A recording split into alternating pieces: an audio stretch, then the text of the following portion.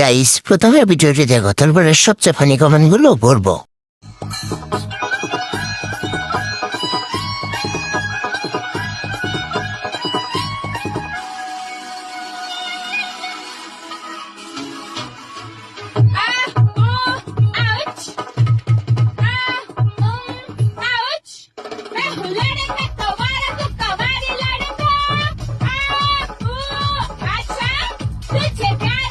और अभी तो रुको, क्लाइमैक्स अभी बाकी।